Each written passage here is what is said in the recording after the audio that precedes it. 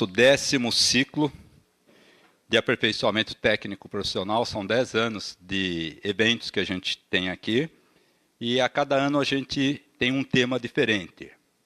E esse tema nós nos arriscamos aqui a 2 temas, para falar a verdade. São cidades sustentáveis, que é uma demanda muito grande para que as cidades tenham essas características, né? Frente aí à escassez de recursos, uma série de coisas, e edifícios inteligentes, que não tem como não ter uma cidade sustentável sem um edifício inteligente. E aí nós fizemos uma programação aqui, onde a gente está alternando cidades e edifícios nessas 2 semanas. Serão 4 eventos gratuitos, tá certo? Conto com vocês hoje, amanhã e nos próximos 2 eventos, tá? Nós estamos dando início, então, à primeira palestra. Continua o mesmo tema, tá bom? Eu gostaria, então, de agradecer a Cláudia Leme. Ela é diretora de marketing do Sustentec, né? Diretora de relacionamento do HBC Pro, depois ela vai falar o que é direitinho. É engenheira química pela Universidade Federal do Rio de Janeiro, quer dizer, eu sou professor aqui na Federal, né? Ela é Master in Business Administration, na Ross Business School, University of Michigan. Gestão Estratégica para a Sustentabilidade, Unietos, deve ser do Instituto Etos, com certeza. E profissional certificado HBC Pro, Health Building Certificate. Então, com vocês, gostaria de agradecer a Cláudia, né, por ter disposto a vir. Ela está só na programação que vocês estão vendo ali, é o colega Marcos Casado. Ele nos comunicou que ele tinha um evento hoje, acho que no Nordeste, Salvador, e ele teve que ir lá e não daria tempo dele vir para cá. Então, já conheço a Cláudia de nome, não conhecia pessoalmente, né? E eu só conheço o Marcos Casado quando ele era solteiro. Seja bem-vindo em São Carlos, tá? Você tem aqui uma plateia composta aí de profissionais e alguns estudantes daqui da região, tá? De pós-graduação e graduação. Fique à vontade. E nós temos ela vai fazer uma apresentação, depois a gente pode ter uma sessão de perguntas e a gente tem um coffee break aí ao final, tá bom? Muito obrigado, Cláudia.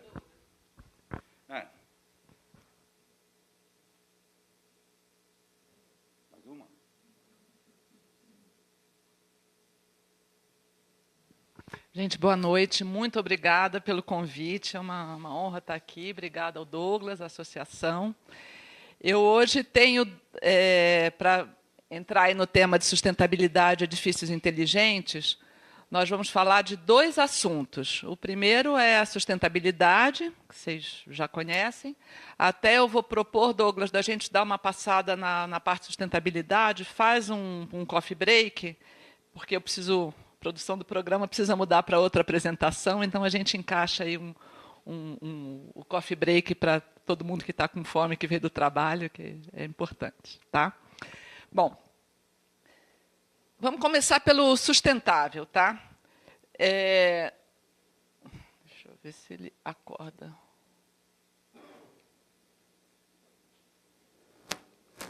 Se eu for para frente, ele vai, né? Se eu for para trás, não. Bom, a Sustentec está presente no Brasil desde 2007, estamos fazendo 10 anos, né? Nesse mercado de certificação de atuação com sustentabilidade. Temos projetos aí em 12 estados, mais de 200 projetos de várias naturezas, sempre buscando sustentabilidade e eficiência nos projetos. Nós não fazemos o projeto, nós fazemos a consultoria para a sustentabilidade. A gente vai falar um pouquinho mais do que é isso. Tá? A gente tem um time que tem várias certificações, desde o LEED, não sei se todos conhecem o LEED, que é o Leadership for Environmental and Engineering Design, né? Que é acho que é a maior certificação ambiental, a mais importante, a mais difundida no Brasil. Então, a gente tem vários profissionais certificados. Temos profissionais certificados no HQE, que é a norma francesa, né, o padrão francês, que é o Haute Qualité, eu não sei francês, Haute Qualité Environnementale, que no Brasil virou alta qualidade ambiental, que é o AQUA, que é coordenado pela Fundação Vanzolini. Também tem bastante conhecimento no Brasil, tá? Bastante gente no Brasil. Tem o DGNB, que é a certificação alemã, muito pouco difundida no Brasil. O Envision é para infraestrutura, mas muito incipiente. No Brasil, acho que não tem nenhum projeto certificado. O Green Roads é para estradas verdes, como diz o nome, né?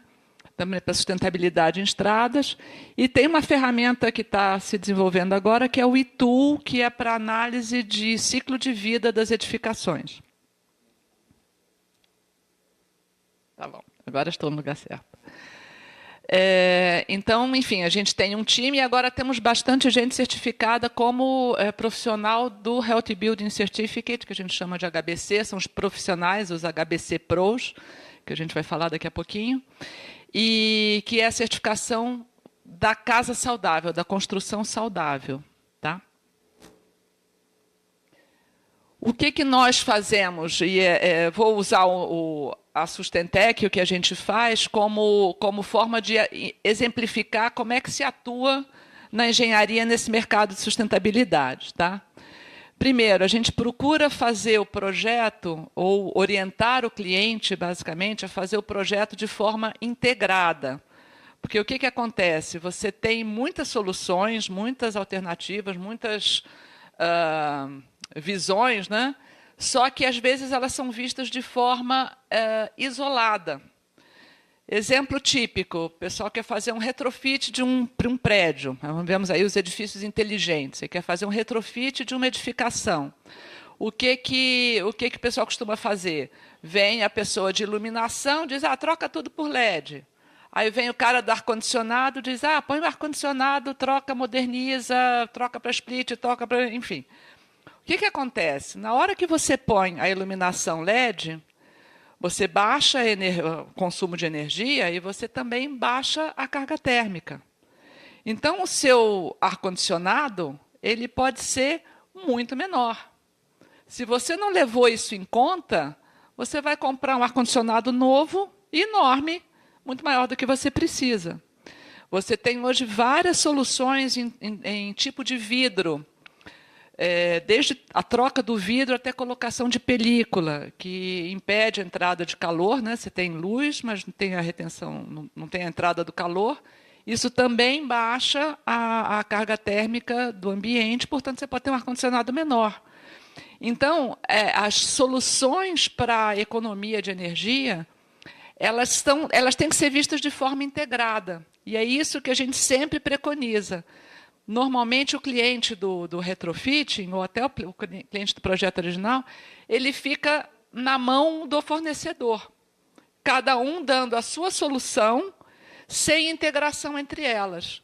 A estimativa que a gente tem do mercado americano é que essa abordagem ela deixa 40% da economia possível na mesa, que a gente deixa de aproveitar. Tá? Então, é muito importante que a gente, como engenheiros, eu ainda me considero engenheira, mesmo depois de tanto tempo, é muito importante que a gente tenha essa abordagem integrada, que a gente possa avaliar a interferência de uma ação na outra e ver isso de forma integrada. O que a gente faz na Sustentec, principalmente na área de eficiência energética, é simulação. A gente tem um pessoal muito forte de simulação. A gente vai falar um pouquinho disso daqui para frente. A gente usa vários softwares de simulação e a gente faz, às vezes, para um projeto 100 cenários. O ar-condicionado tal, com vidro tal, com a película tal, com a iluminação tal. Combina isso numa combinação N-PAP, lembra como a gente fazia? Enfim, você tem zilhões de cenários. A gente começa a ver o payback disso, que é isso que o cliente quer. Né? Então, eu sempre falo que a gente tem... o arquiteto, ele tem e aqui a gente tem vários arquitetos, o arquiteto ele tem o conhecimento de se você puser uma película, você vai baixar a carga térmica, se você puser iluminação, você vai ter esse resultado. Mas ele não sabe quantificar. O engenheiro, por outro lado, vai se especializando e acaba fazendo a especialidade dele com muita profundidade, mas sem a visão das outras áreas.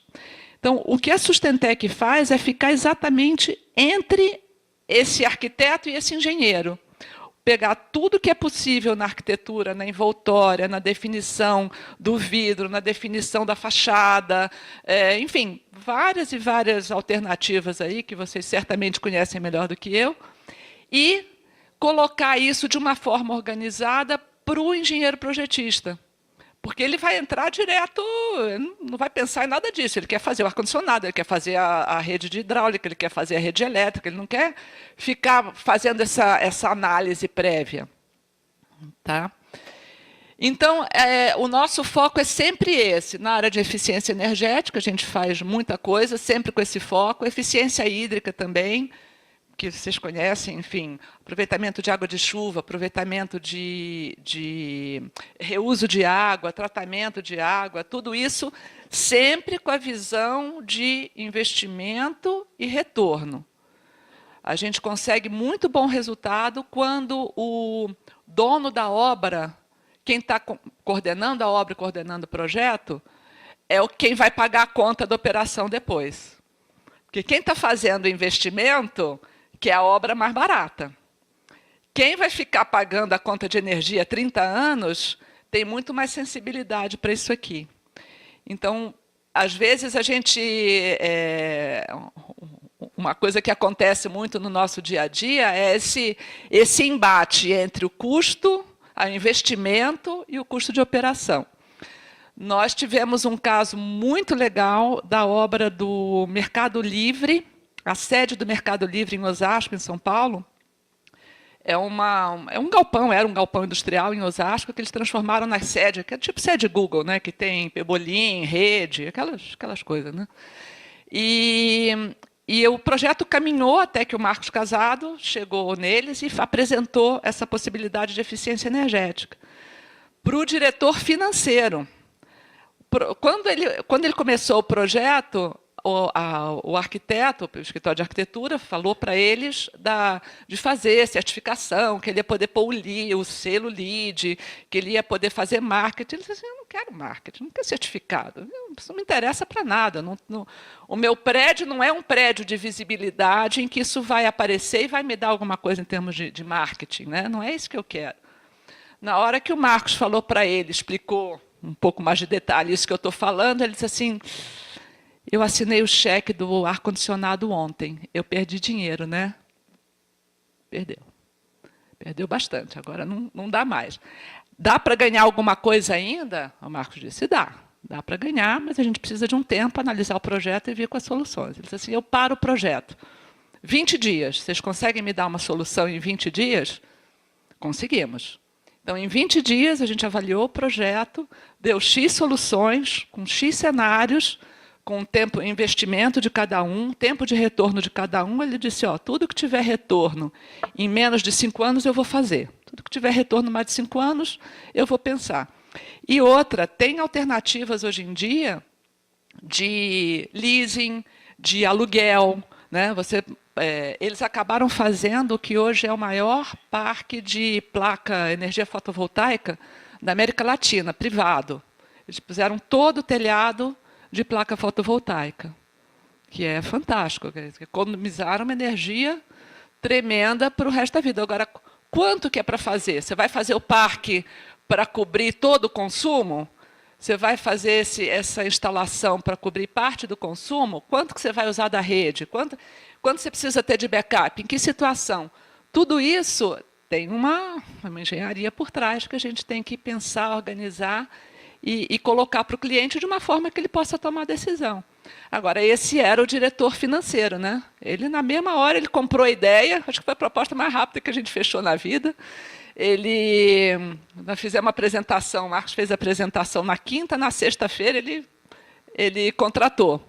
E, sim, é o nosso garoto propaganda. Todo que é evento, a gente chama ele vai, fala da Sustentec, acha o máximo e tal. Então, gente, eu estou falando isso da importância da gente fazer uma análise integrada dessas coisas, tá? Seja em qualquer desses aspectos. A gente trabalha também na gestão de resíduos, porque todo mundo fala em sustentabilidade em resíduo, mas resíduo, basicamente, é gestão. Gestão precisa de espaço. Então, não adianta você fazer um prédio lindo, maravilhoso, que não tem onde pôr o lixo, não tem como separar o lixo. Precisa ter espaço, precisa ter área, precisa ter circulação, precisa ter formas de gerir isso. Tá? Se você não tiver colocado isso no projeto, não dá. Depois que está pronto, não dá para incorporar uma série de coisas. Tá?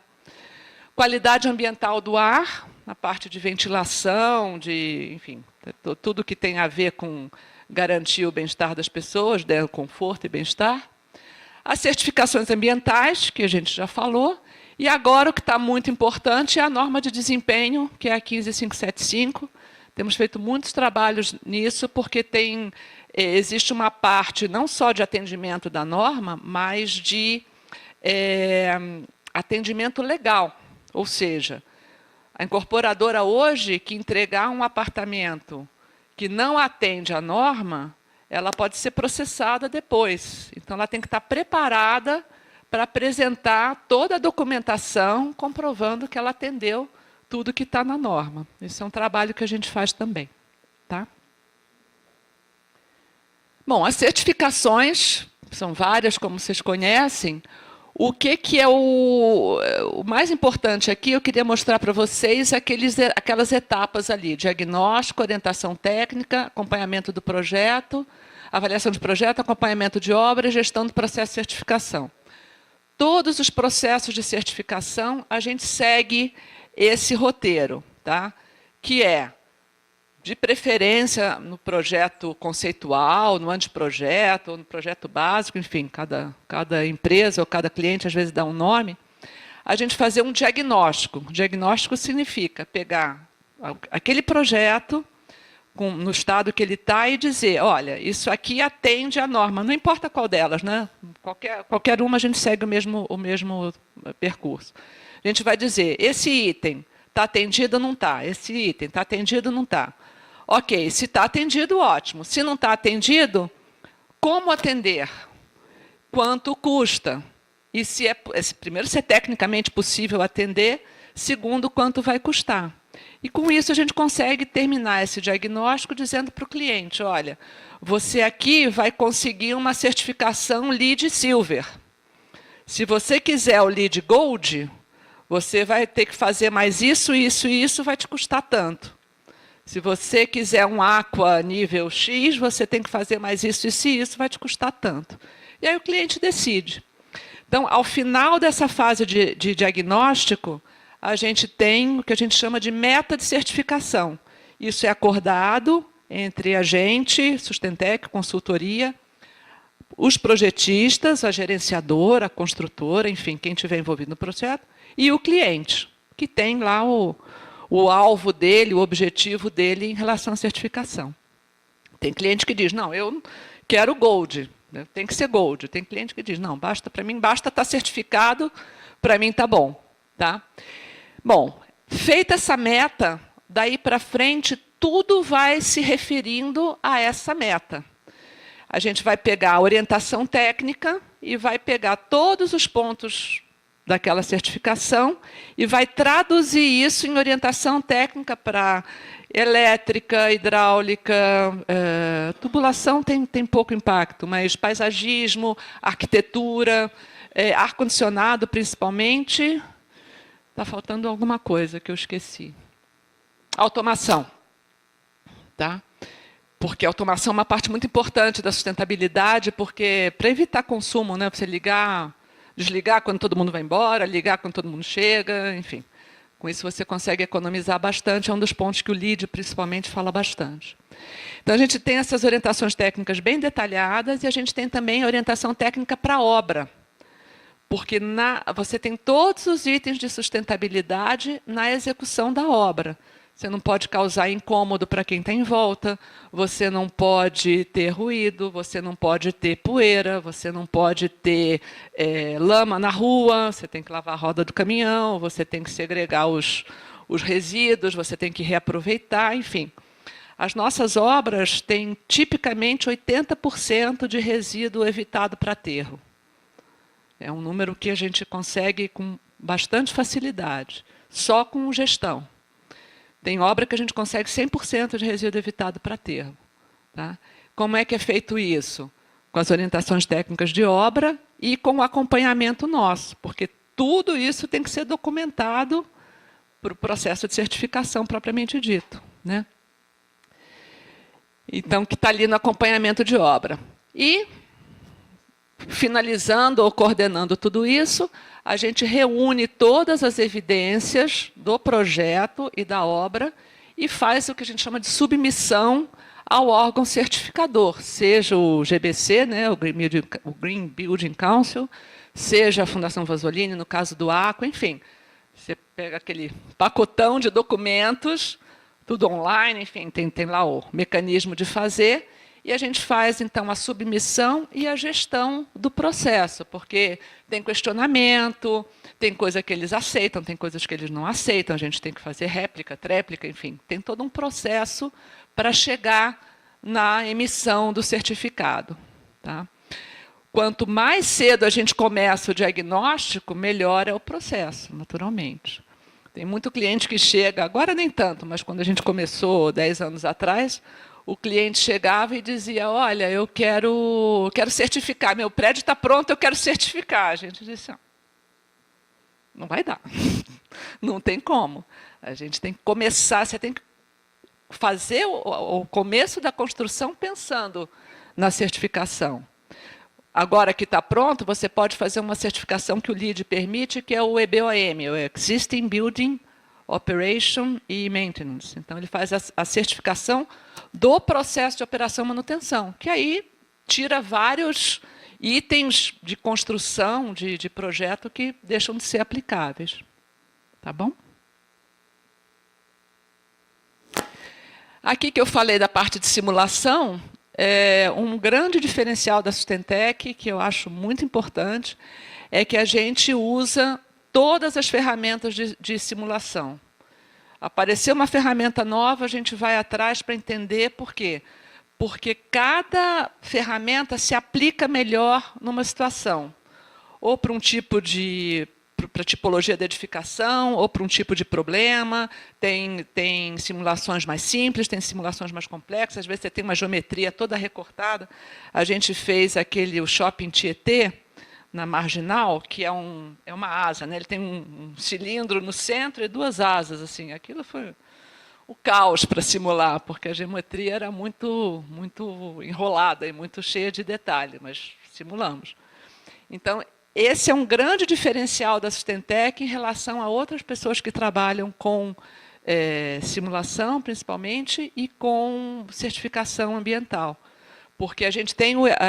muita gente faz isso contratando contratando uma pessoa de simulação. E ela não está integrada no projeto, né? Não está integrada no nosso processo. Então, como a gente é um defensor da integração, de ver as coisas de forma integrada, isso para a gente é fundamental. Tem muita gente no mercado que conduz o processo de certificação como uma consultoria. Então, ele vai lá, diz o que é para fazer e sai fora. A gente tem uma participação mais direta, a gente está envolvido na simulação, a gente está envolvido na engenharia, porque, aliás, eu pulei, gente, me desculpa. Aqui, quando a gente falou de avaliação, entre orientação técnica e acompanhamento de obra, tem a avaliação do projeto. Depois que a gente emite a orientação técnica, a gente vai acompanhando todo o projeto. Então, o cliente emite o projeto básico. Aí a gente pega a orientação técnica e diz, isso aqui está feito, não está feito, isso aqui precisa melhorar, aqui faltou, aqui vocês não entenderam, e dá um relatório. Aí ele faz o pré-executivo. A gente passa de novo. Depois o executivo final para a construção. A gente passa de novo para ver se tudo está atendido. Tipicamente, a gente faz 2 ou 3 avaliações de projeto. Tá? E, em cada avaliação de projeto, a gente olha todas essas áreas, que é elétrica, hidráulica, paisagismo, arquitetura, etc., e faz a simulação. Tá? Aqui, só para falar que o item, o software que a gente mais usa é o IES. Não sei se tem mecânicos aqui, mas mecânicos é que gostam dessa história. Mas a gente tem também o Dialux, que faz a parte de luminotécnica. A gente tem Outros, o Energy Plus e o eQuest, que também fazem simulação energética com características diferentes. A parte de redes, também a gente faz algumas vezes a otimização da rede de distribuição de água. Enfim, tudo que é ferramenta a gente acha importante estar atualizado e estar utilizando. Aqui a gente tem atuado em todos os segmentos de mercado, desde a empresa de arquitetura, a gente tem clientes como arquitetos, engenheiros, as empresas de construção, os investidores, os gestores de imobiliários, né? E fábrica, hospital, banco, associações, shopping center, hotel, varejo. A gente tem muita atuação no varejo, Renner, Riachuelo, o pessoal que tem cadeia de loja. A gente fez um trabalho muito legal para a Droga Raia, definindo a loja padrão para cada região bioclimática do Brasil, em função do clima, obviamente, e das exigências da Droga Raia. A Droga Raia, por exemplo, tem uma quantidade de iluminação que é acima de qualquer coisa que a gente já viu, uma característica deles, né? Nós descobrimos que a iluminação era tão grande que a loja perdia calor pelo piso, de tanta iluminação que era, né? Já tivemos a loja da Renner de Fortaleza, quando a Renner tem feito muita loja com a gente, é um cliente bem constante, bem interessante. Fizemos a sede deles em Porto Alegre, e a primeira loja que a gente fez para eles foi em Fortaleza. A pessoa da operação que veio pôr a loja para funcionar, ligou tudo e disse, ué, não está faltando energia aqui, não está consumindo. Eu disse, não, é assim mesmo, foi para isso que nós fizemos a loja, tem 30% a menos de consumo do que você está acostumado. Cara, não é possível. É possível, checa, verifica, até que ele se convenceu de que realmente a loja consumia 30% menos do que ele estava acostumado por metro quadrado de área de loja, enfim. Igrejas, já fizemos Templo da Universal, já fizemos sinagoga, Sesc, Arena da Baixada, Arena da Amazônia em Manaus, e prédio do governo, enfim. Todos esses conceitos se aplicam a todos, né, a todas as tipologias. E aqui o LEED é, de fato, a certificação mais desenvolvida no Brasil, é que tem mais prédios registrados, certificados, né? E o Brasil é muito importante no mundo dentro da certificação LEED. O Brasil é o 6º país, e são dados de janeiro, que reflete 2017, né? Não temos dados mais atualizados ainda. Então, primeiro, obviamente, os Estados Unidos, depois a China, Emirados Árabes, Canadá, Índia e Brasil. O Brasil é um mercado muito importante na área de certificação. Tá? Bem conhecido, bem reconhecido, temos muitos profissionais nessa área. É um diferencial que os clientes procuram, né? Principalmente o cliente de multinacional, porque ele tem uma diretriz, normalmente da matriz de fora, de que todas as edificações que eles ocupam sejam sustentáveis. E aí a forma mais fácil de fazer isso é através de uma certificação. Normalmente a certificação internacionalmente mais reconhecida e mais conhecida das multinacionais é o próprio LEED. Tá? Então, é um mercado bem importante, bem interessante.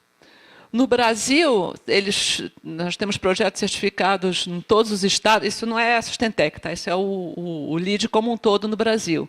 Já são 1.261 registros, ou seja, registros, quer dizer, projetos que deram entrada, não necessariamente estão concluídos ainda. E agora já temos 474 projetos certificados no Brasil.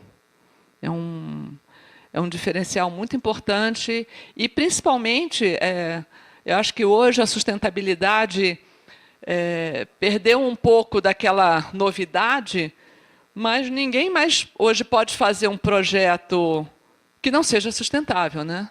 Você não pode dizer, eu vou gastar mais água do que eu preciso. Não, eu vou torrar energia elétrica.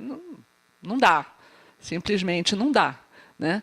Então, ainda que não se busque a certificação, porque, como no caso do Mercado Livre, nem sempre a pessoa precisa, o cliente precisa demonstrar aquilo, Mas economizar dinheiro todo mundo gosta, né? Evitar de gastar. E a coisa do meio ambiente, aliás, hoje é o Dia Mundial do Meio Ambiente, né? Vocês sabem disso. O que a gente postou lá na Sustentec foi isso. A natureza vai se virar, ela já sobreviveu aos meteoros, já sobreviveu aos dinossauros, sobreviveu à era glacial, tempestade solar, o que quer que seja. Quem não vai sobreviver somos nós. A natureza não precisa da gente. Nós é que precisamos da natureza, né? Então, você hoje fazer uma construção que ignore isso,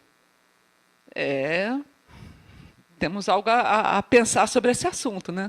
A gente não pode mais se dar o luxo de ignorar esse assunto, tá? Acho que... Bom, eu tenho um portfólio aqui, eu acho que fica à disposição, se vocês quiserem conversar no intervalo, de todos os prédios que a gente já viu. Ó.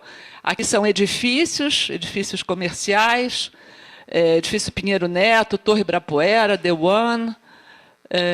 A parte industrial, a gente tem galpão industrial da L'Oréal, estamos fazendo uma obra da Nivea, a minha amiga Nivea, estamos fazendo obra da Nivea Itatiba, centros de distribuição, fábrica da Natura, centro de pesquisa da Sangoban, em Capivari, centro logístico da Dow, escritório da Nivea também, a Nivea está bombando hoje, né? Além da fábrica aqui, fizemos o escritório da Beiersdorf, na sede, a sede da Malvi em São Paulo também. Shoppings, o Shopping Tietê, aquele esquisitão lá, que parece um disco voador. Hotel, fizemos vários hotéis, o Sheraton de Pernambuco, que é muito bonito. O Hilton foi a maior nota de Procel, do selo PBE Edifica. Laboratório do Fleury, a rede hospital da Rede D'Or, o Parque Aquático, fizemos para a Olimpíada, o Parque Aquático, Centro de Tênis, a Arena da Amazônia e a Arena da Baixada, em Curitiba. E as lojas que eu falei para vocês, Nike, Renner, Riachuelo, a Vila dos Atletas, o Parque Olímpico. O Parque Olímpico a gente fez um trabalho muito interessante, que é a avaliação do legado, ou seja, como aproveitar, porque eles fizeram aqui uma série de prédios para as Olimpíadas, né, nesse triângulo aqui, e depois uma parte é demolida, ou deveria ser, né, porque o governo do Rio, meus conterrâneos lá, são tão atrapalhados que não sei que pé que está isso, mas eles deveriam demolir uma parte e transformar isso em área residencial, shopping center, etc. Então, o plano de ocupação com diretrizes de sustentabilidade a gente fez, que era como aplicar isso, como usar a volumetria dos próprios prédios para fazer sombra, para melhorar o microclima, enfim, um trabalho muito legal. Tá? E o bairro Quartier, que é um projeto do Jaime Lerner, em Pelotas, que é um bairro 100% sustentável, que está em desenvolvimento ainda. Bom, e aí tem uma série de clientes que a gente pode passar com calma depois. Tá? Então, eu queria abrir para perguntas sobre essa parte de construção sustentável. Daí a gente faz uma pausa de uns 15 minutinhos para um lanche e volta para falar da construção saudável. Alguém quer perguntar alguma coisa ou comentar alguma coisa? Está todo mundo com fome? Documentamos depois.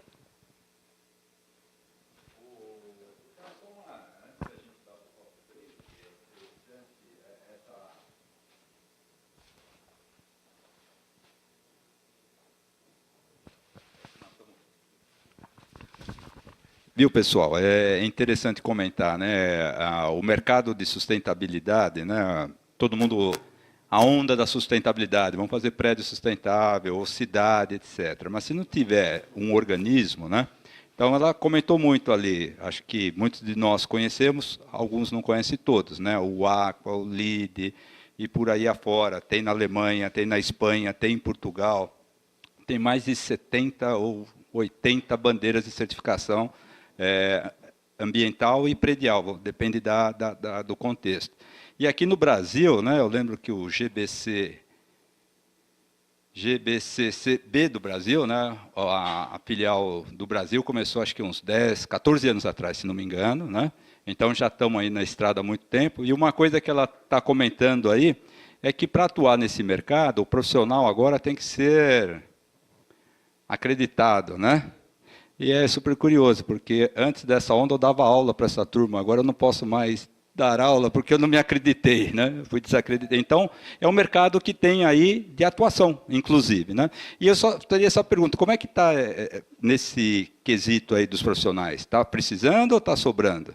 Ou tem oportunidades? Porque nós temos aqui colegas engenheiros e estudantes que podem vislumbrar e se aprofundar um pouco nisso. Eu acho que a gente teve um momento muito difícil aí nos últimos 2 anos, né?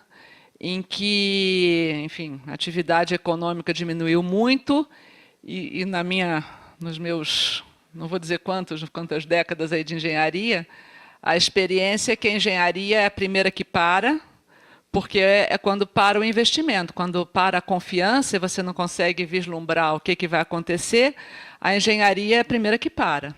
Eu sou engenheira química, trabalhei muito tempo em empresa de projeto, fazia petroquímica, refinaria, indústria química, esse tipo de coisa.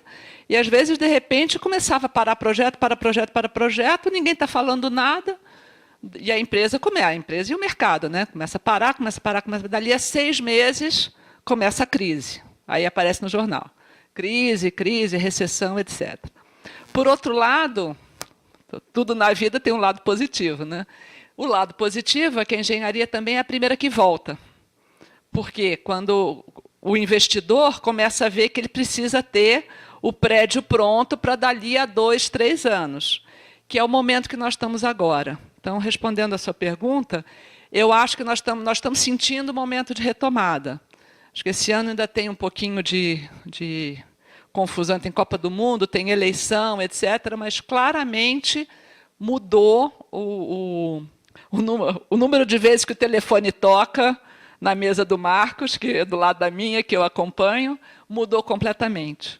Tá? Então, a gente está num momento de crescimento de novo, e eu acho que, para o profissional que está se formando, que está começando, eu acho que é fundamental ter esse tipo de visão, porque não dá mais para não ter isso, né? Ou seja, se você não quer a certificação, tudo bem, mas tem que conhecer o LEED, tem que conhecer o Aqua, porque você pode não ser o profissional certificado que está no projeto, mas você vai estar na empresa de arquitetura, na empresa de engenharia, que vai ter uma Sustentec lá no seu pé, te enchendo a paciência para ver o ar-condicionado, para ver a fachada, para ver não sei o que lá. Se você não entende isso, fica uma briga sem objetivo, fica eu faço assim há 20 anos, por que eu vou mudar? Ah, isso eu nunca fiz, por que eu vou fazer agora? Tá?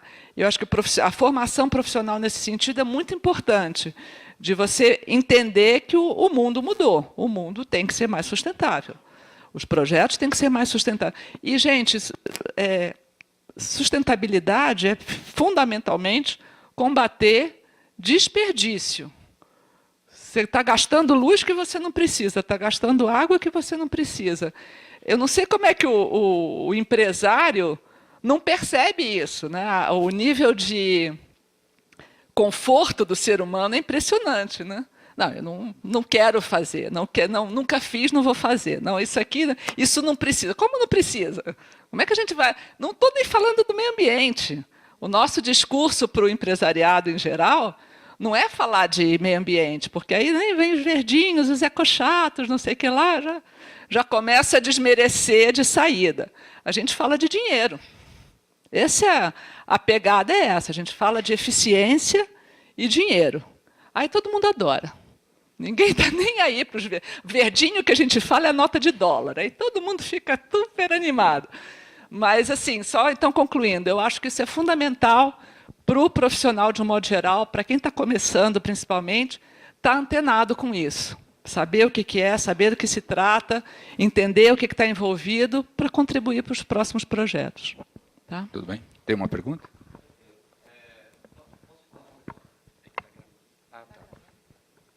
Oi. Minha dúvida você mostrou alguns softwares, aí você falou até de integração, um pouco antes de mostrar os softwares, é se esse software trabalha integrado com a plataforma BIM, se isso tem alguma relação, às vezes, ou depende do projeto que te entregam, da ideia, do empreendimento, como que funciona essa... O nosso sonho é trabalhar com BIM, não conseguimos ainda. Os softwares permitem, mas o mercado não usa. Tá? A questão não está no software de integração, de simulação. A questão é que o mercado é muito resistente. Os Estados Unidos está bombando, ninguém mais faz um projeto que não seja BIM, e no Brasil vai, volta, vai, não, enfim. Para você ter uma ideia, nós nunca fizemos um projeto em BIM. E nesse caso que vocês tiveram, então, que dá uma resposta para o cliente, em 20 dias, vocês trabalham em cima do que ele tem, por exemplo, CAD, e alimentam essas outras plataformas, é isso? Ou seja, passa limpo. Exatamente, é um trabalho... Tira do manual e põe no manual, né? Assim, com perdão dos meus antepassados portugueses, porque assim, se tivesse um modelo, você já faria direto, mas não, a gente tem que fazer a tal da geometria. Isso é um tempo enorme. Certo. E outra coisa que a gente viu aí, que está ficando mais comum para as indústrias multinacionais, hotéis, né, que se preocupam com isso. A Sustentec acha que isso vai demorar a chegar na conscientização das construtoras, porque a gente vê que a gente ainda tem uma barreira grande com as construtoras quando a gente fala de NBR 575. Então, às vezes, nem o básico está sendo cumprido. Será que vai demorar para... Como é que vocês veem esse futuro aí quanto ao pensamento de construtora, de apartamentos, de salas? A construtora quer maximizar o resultado dela. Se o cliente pedir, ela vai fazer. A operação não é dela, né? A operação não é dela. Quando o cliente pede, eles, em geral, dão um jeito de não fazer, ou de diminuir, ou de fazer menos, enfim. Por quê? Porque é o resultado deles, é natural, é humano, não tô criticando, mas o ponto de vista deles é: eu vou ganhar X para fazer a construção Y, é isso e acabou. Tá? E outra, eu acho que os profissionais que estão lá não estão preparados para entender que é aquilo que a gente estava falando antes. Então, resultado, fica uma briga, porque a gente quer propor uma coisa que se vista no começo, economiza tempo, economiza energia, economiza um monte de coisa, mas se você quer bater o pé, que você quer fazer o projeto do jeito que você sempre fez, vai ter retrabalho lá na frente. Então, acho que tem muito do conforto humano nesse negócio. Não, eu vou fazer do jeito que eu sei e mudar o menos possível. Isso é um fato. Agora, acho que o cliente exige, e no caso da NBR, é lei, né? E eles vão estar sujeitos... A gente está tendo muita demanda de simulação para a NBR, para atender a NBR, simplesmente, coisa que no passado não teria, né? Um prédio que não vai ser certificado, nada, mas agora tem que fazer simulação. Vamos fazer um coffee break, enquanto você vai... Essa apresentação tem 2 tempos. Tem o primeiro tempo, agora nós vamos fazer um lanchinho e depois volta, tá bom? Tudo bem, Cláudia? Bom, nós vamos começar agora a segunda parte, que tem uma provocação aqui, que tem a ver com... Peraí, eu tenho que ficar aqui. Tem uma provocação aqui em relação à sustentabilidade, que é a questão das construções saudáveis. E a gente quis trazer esse tema, primeiro porque eu acho que ele é muito importante, está começando no Brasil agora, e eu acho que tem muito a ver com a questão dos edifícios inteligentes. A gente falou muito da sustentabilidade, tudo isso se aplica não só aos edifícios, mas também a bairros, como vocês viram, a cidades, etc. E, por outro lado, existe uma preocupação crescente em relação à saúde e bem-estar. Vamos ver se vocês concordam comigo. Hoje, quando a gente tem um problema, né, que a gente vai no médico, ele vai dar a cura, né, vai dar a solução para aquilo, e, teoricamente, deveria procurar as causas para evitar que aquilo se repita. Né? E onde é que ele vai procurar? na sua mente, no seu corpo, nos seus alimentos e no seu ambiente. Quem que ele vai te encaminhar? Se você está meio ruim da cabeça, vai para o psicólogo, psiquiatra, terapeutas, etc. Se seu problema é falta de exercício, ele vai te mandar para a academia, para arrumar um personal, andar, correr, etc. Se você está se alimentando mal, ele vai mandar você falar com um nutricionista, com um endócrino e tal. Por outro lado, ele pode identificar problemas que têm a ver com o seu ambiente, ou de trabalho ou de casa. E quem que vai resolver isso aí? O arquiteto e o engenheiro. Então, está muito claro hoje que existem várias anomalias ou várias enfermidades, vários efeitos que o ambiente construído traz na saúde e no bem-estar das pessoas, seja na residência, seja no ambiente de trabalho. E, não por acaso, né, nós seres humanos já passamos a necessidade de sobrevivência, já temos um conhecimento, uma educação, instrução e tal. Hoje está nos sobrando tempo e energia para se preocupar com saúde. A gente vai viver, nós aqui provavelmente vamos viver até os 80 anos, os nossos filhos até os 100, 120. Mas vamos viver como? Bem, lúcidos, trabalhando, aproveitando, ou com Alzheimer, com uma cadeira de roda, enfim, com todos os problemas ligados a isso. Então, não é por acaso que hoje os mercados que mais crescem são os ligados à saúde e bem-estar. E essa é acho que a minha grande contribuição, que eu queria chamar muita atenção, principalmente o pessoal que está na universidade, que está se formando, está se preparando para o mercado de trabalho, precisa estar atento a isso.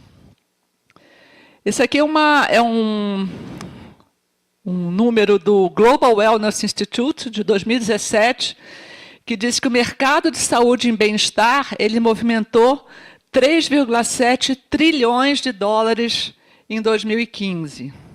Tá? Uma parte grande aqui no branquinho, vocês estão vendo medicina alternativa, medicina preventiva, alimentação saudável, nutrição, perda de peso, fitness, enfim. Beleza e entidade, claro que a mulherada toda sabe que o que a gente gasta de dinheiro com esse negócio é impressionante. Mas, enfim, além disso, tem lá, os azulzinhos são as fontes térmicas e minerais, bem-estar no local de trabalho, os spas, turismo de bem-estar. E tem um pedacinho roxinho aqui, que é o que eu queria mostrar para vocês, que é o estilo de vida que está impactando diretamente no mercado imobiliário. Tá? A Organização Mundial de Saúde diz que 30% dos domicílios são considerados enfermos. Vários graus de enfermidade, micro-organismos, acústica, iluminação inadequada, tudo isso entra aí. 70% dos espaços empresariais são enfermos. Vocês lembram que o nosso ministro, na época, o Sérgio Mota, morreu por causa de legionela no ar-condicionado do Ministério. Né? Então, isso é um problema seríssimo. Por outro lado, 82% das pessoas dariam preferência por comprar ou alugar um imóvel que tivesse uma certificação de saudabilidade. E 72% das pessoas estão dispostas a pagar para ter a sua residência certificada. Então, aqui, gente, em relação à sustentabilidade, tem uma diferença muito importante. A sustentabilidade, ela foca na preservação dos recursos naturais.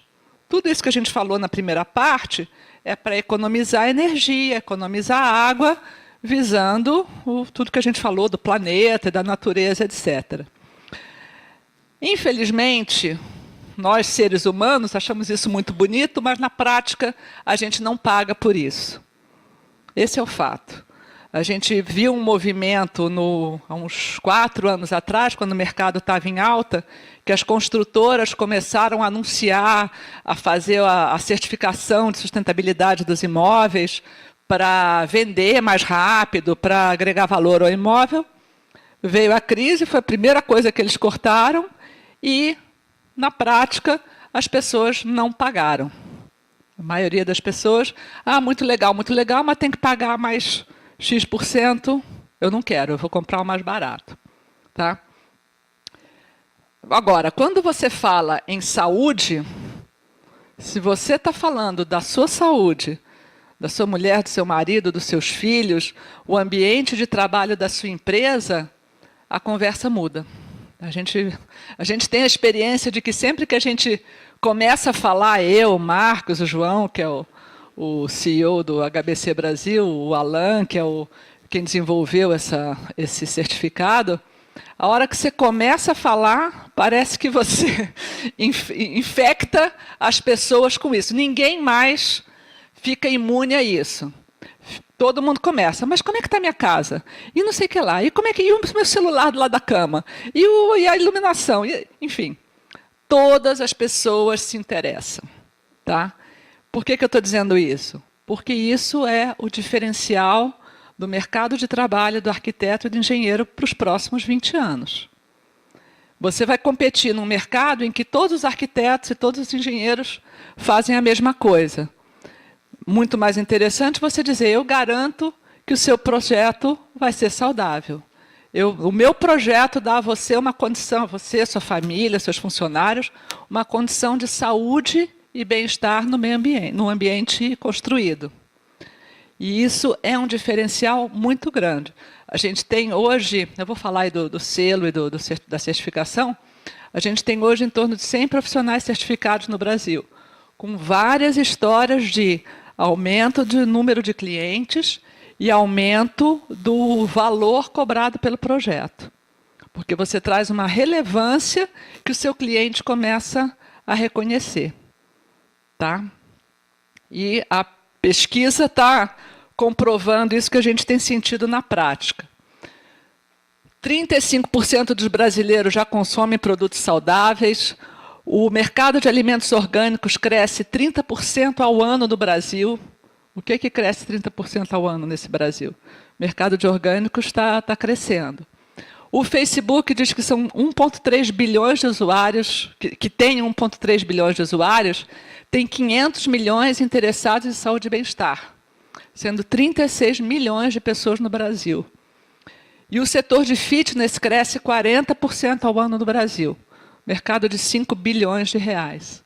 Tá? Então, tudo isso, aquela tendência mundial, está se manifestando no Brasil também. Então, o que é a base do selo Casa Saudável ou desse Healthy Building Certificate? É que o ambiente construído é a base da saúde e do bem-estar. Claro, nós somos seres humanos, vivemos na natureza numa certa condição. A gente passa a ficar dentro de um ambiente construído que não tem ventilação, que não tem iluminação, que tem um monte de produtos químicos que a gente não devia estar respirando, um monte de ruído, enfim. Né? O ser humano deve ser o foco da construção. Você não pode construir o que é mais conveniente para o construtor. Você tem que construir de maneira a atender a necessidade do ser humano. E normalmente não é mais caro, nem é mais difícil, nem nada. É só se preocupar com isso no momento certo. E todo desconforto e doença causado pela edificação deve ser erradicado. Então, o selo Casa Saudável está justamente entre o mercado da construção e o mercado da saúde e bem-estar. Ele vem ocupar esse lugar. Por que eu, Sustentec, estou falando disso aqui agora? Porque nós estamos, junto com a HBC, do americano, trazendo isso para o Brasil. Tá? Nós estamos auxiliando na formação do HBC Brasil. Hoje a nossa equipe, o próprio Marcos, eu, o João, nós estamos nos dividindo um pouco entre essas duas entidades. E o HBC Brasil daqui a pouco vai estar já com vida própria e crescendo bastante. O que essa certificação, então, traz para os seus clientes e para o mundo? Os ambientes saudáveis, diminuição das doenças provocadas pela edificação. a síndrome do edifício enfermo, que vocês conhecem, aumento da percepção de valor do imóvel, aumento da satisfação da qualidade de vida. Isso é impressionante. A gente tem casos de bebê que não dormia, que voltou a dormir, criança que ficava doente toda hora, que parou de ficar doente. É, assim, é muito visível, não é uma coisa distante. Engajamento num novo movimento da sociedade de que busca viver melhor e diferenciação de mercado, aí, principalmente no caso dos hotéis. Já pensou você ter um hotel que é certificado como ambiente saudável? O diferencial de mercado que isso passa a ser? Se você tiver, quando você vai procurar uma casa para comprar, você ter uma casa que está certificada como ambiente saudável. No mínimo, vai fazer com que ela seja preferida em relação a outras. É possível, inclusive, que ela tenha um valor mais alto por causa disso. E por que uma certificação? Esse movimento começou no Brasil. Existem algumas certificações já no mundo, o Health Building não é a única. O próprio GBC tem uma certificação que chama Wellness, que a gente atua também, que é voltada também para saúde e bem-estar. Ela não cresceu no Brasil porque ela está muito cara. Eles fazem questão que venha a pessoa dos Estados Unidos para fazer auditoria aqui, então fica um negócio completamente fora do nosso mercado em termos de custo. Tá? E por que fazer uma certificação? Existe uma área do conhecimento que se chama geobiologia, que existe, né, esse pessoal que está por trás do selo Casa Saudável. Ele é da Universidade de Viçosa, em Minas Gerais.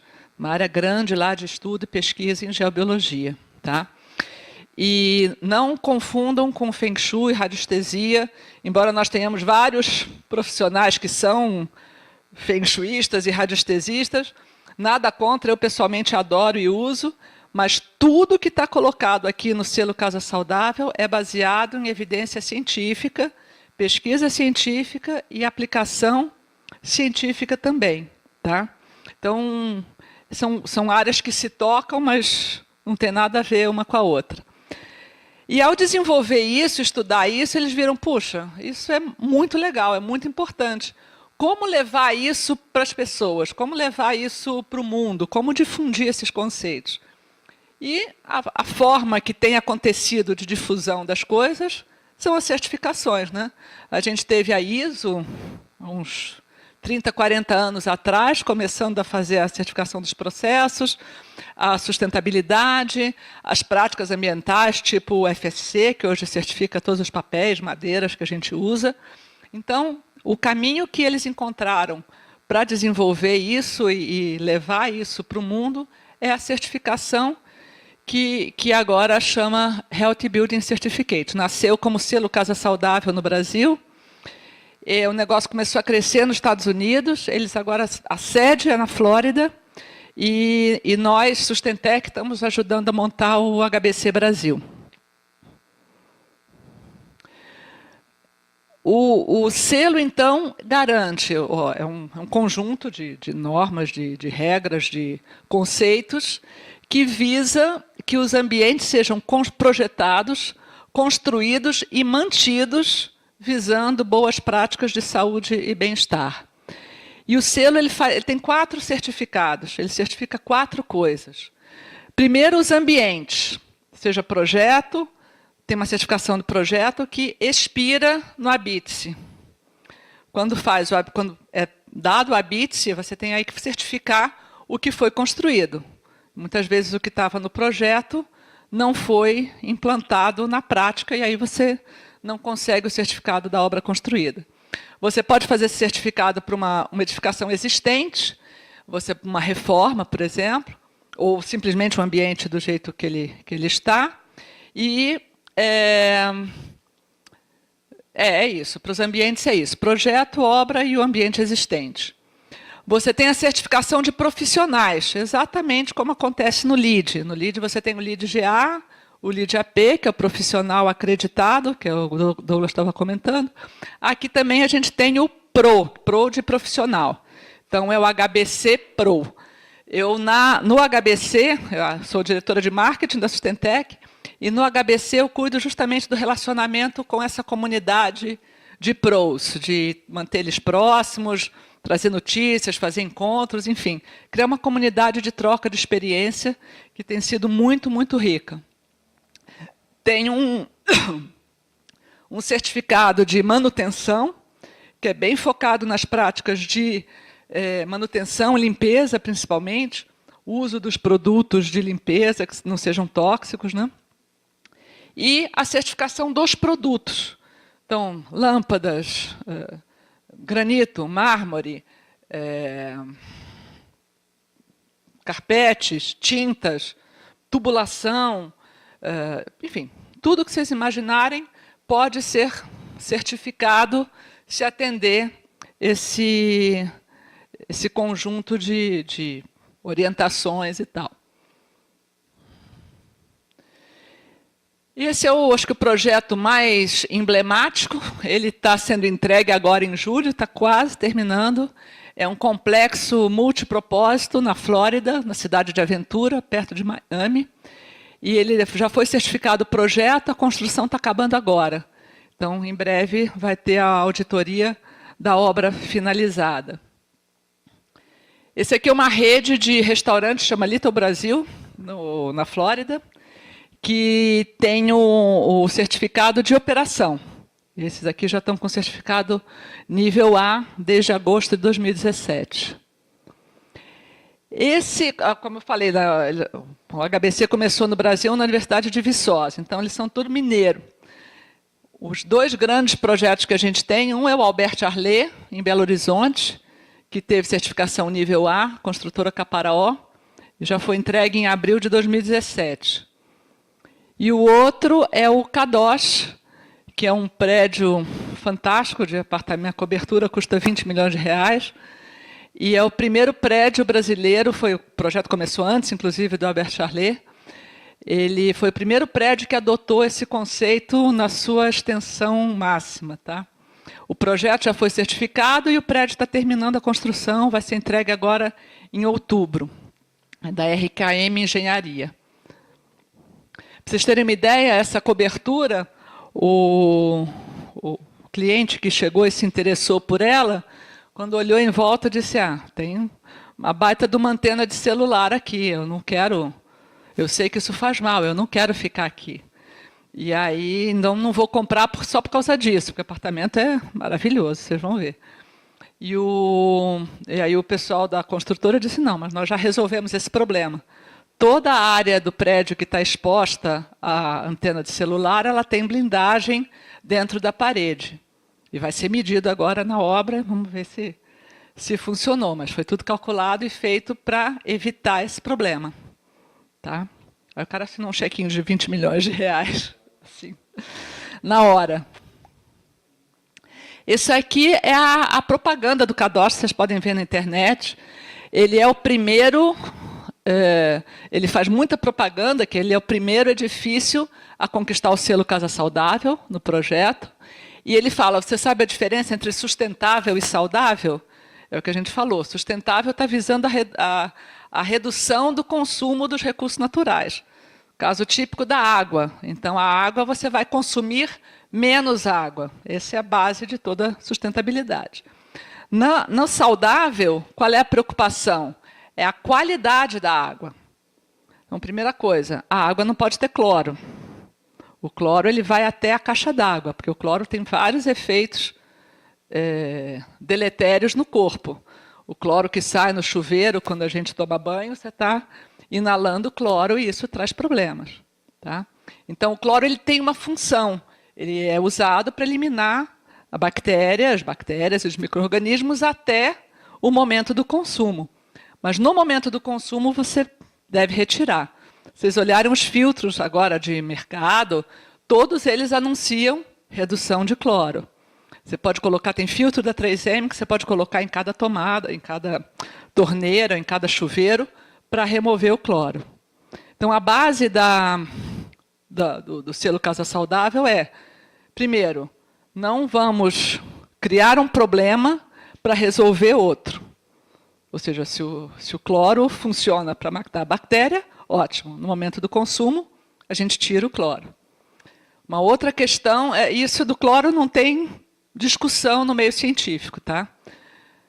Outra questão da saúde na água. Flúor. É praxe nossa colocar flúor na água para evitar cárie. O flúor também é da família dos cloretos, dos halogênios, e também tem efeitos prejudiciais no corpo.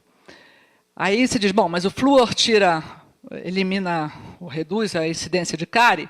Sim, mas se ele é usado para isso, ele é uma terapia. Uma terapia ela tem quantidade, dosagem e período de aplicação. A quantidade que o Douglas precisa é diferente do que um recém-nascido precisa. Então, de novo, vale a pena criar um problema para evitar outro? Essa questão é uma que no mundo científico tem algumas discussões, mas o selo optou por definir que não se deve ter flúor na água.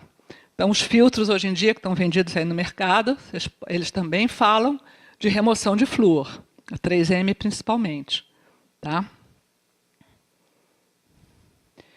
Aqui é uma propaganda do Kadosh, dizendo tudo que ele tem de sustentável, paisagismo projetado com ecossistema local, energia limpa, sistema de coleta de água de chuva, tratamento de água cinza, sensores de iluminação nas áreas comuns, telhado verde, previsão de tomada para carro elétrico, ele já tem, aproveitamento da iluminação natural e iluminação das garagens. E os itens de saúde. Varanda e janelas mais amplas, é um item muito importante da saúde, a iluminação natural durante o dia. Ela tem que ser muito favorecida. Também favorece a sustentabilidade, porque você gasta menos energia. Proteção acústica entre os pavimentos e entre os cômodos. Você não pode ser despertado no seu sono porque a sua vizinha chegou da balada às 2 da manhã e está andando de salto 15 em cima da sua cabeça, tec, tec, tec, tec, até você acordar. Se você acorda no meio do período do sono, você não completa o ciclo de sono profundo. Isso tem efeitos em obesidade, pressão alta, diabetes, tem vários efeitos constatados desse prejuízo do nível de sono. Tá? Ausência de fiação elétrica próxima à cama. Tem uma distância máxima que você deve ter fiação em torno do local que dorme. Materiais radioativos. Eu não sabia disso, mas muitos granitos e ardósia são naturalmente radioativos. É natural, você pode pegar uma jazida, tem um veio que é radioativo e um veio que não é. Já imaginou você estar com a sua cama em cima de um piso de ardósia radioativo por 20 anos? Então, uma das coisas que se faz aqui no selo é medir a radioatividade dos materiais utilizados. E é bom você descobrir isso antes de botar o granito na sua pia, porque senão você vai ter que quebrar ela ou vai ter que conviver com a radioatividade o resto da vida. Então, nenhuma das soluções parece muito agradável.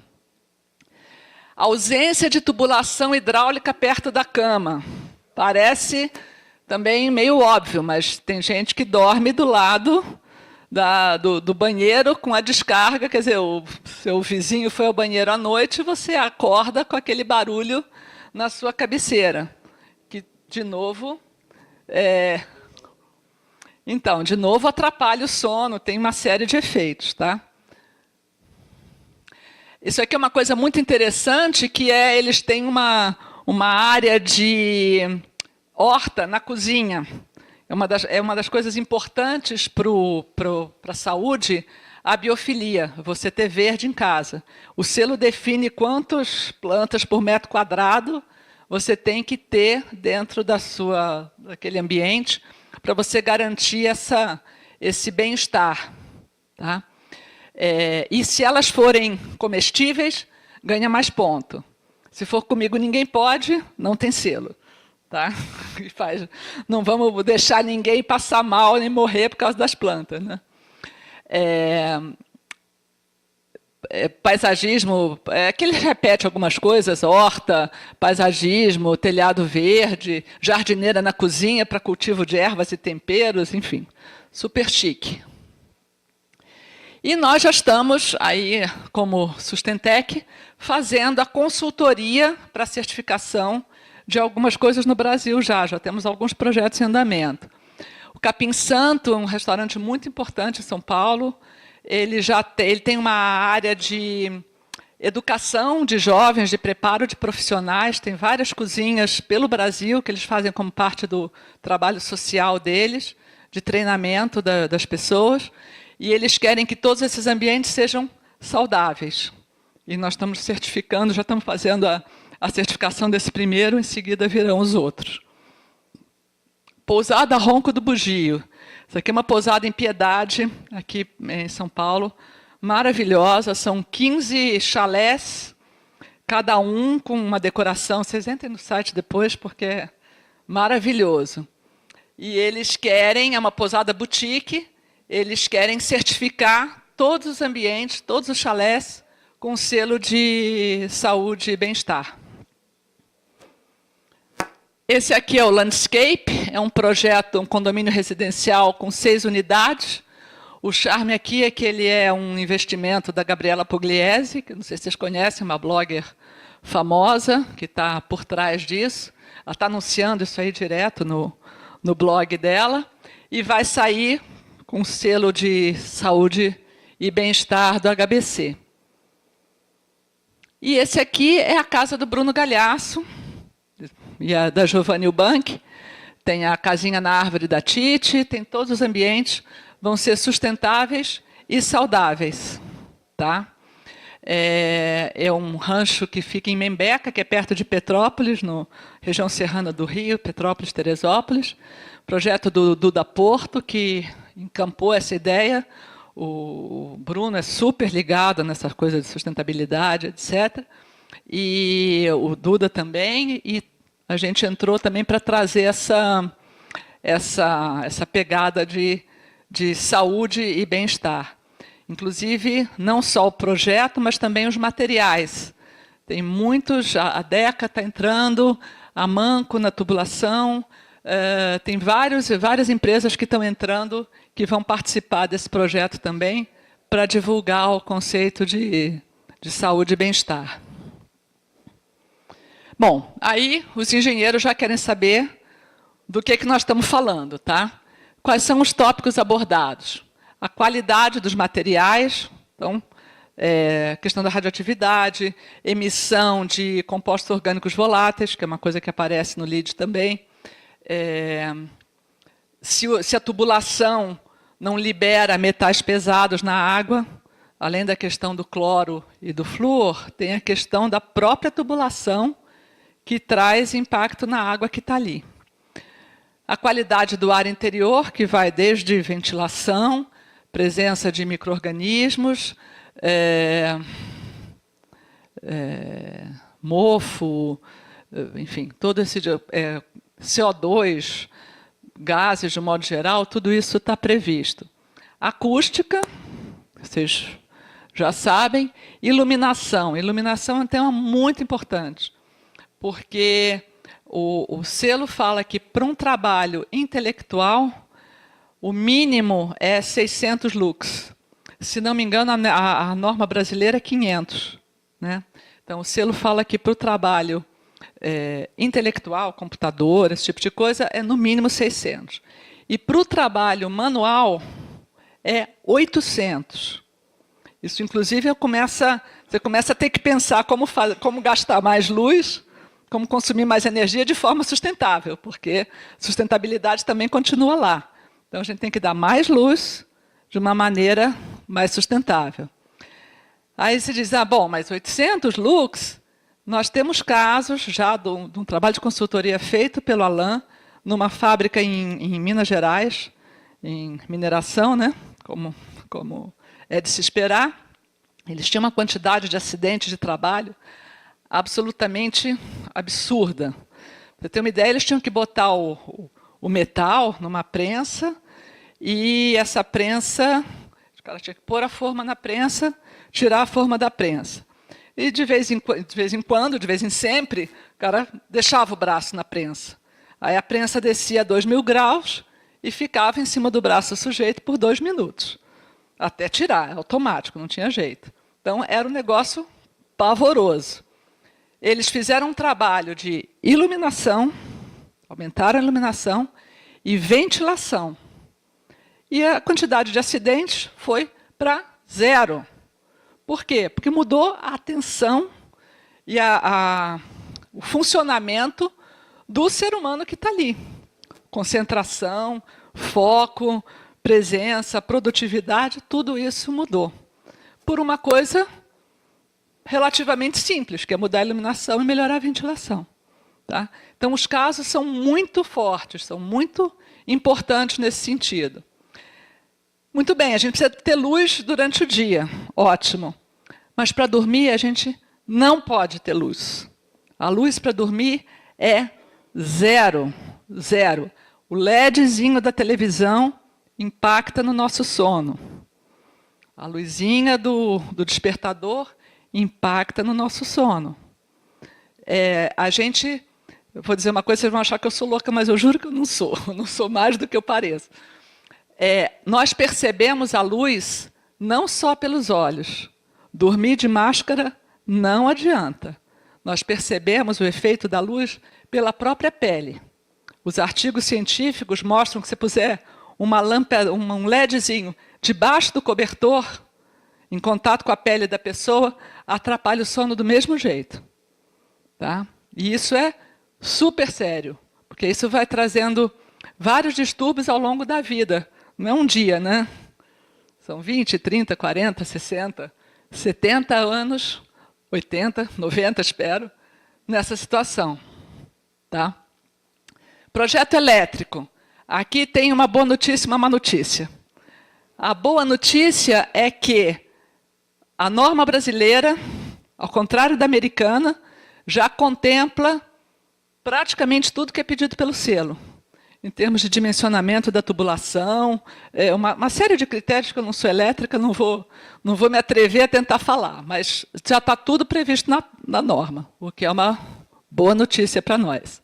O problema é que, na hora de construir, o pessoal põe um fio mais fininho, economiza uma passagenzinha, por que eu tenho que dar essa volta, é melhor ir direto, enfim. Então, é muito comum você ter um projeto muito bem feito e uma obra que não passa na certificação, porque não foi construída conforme o projeto.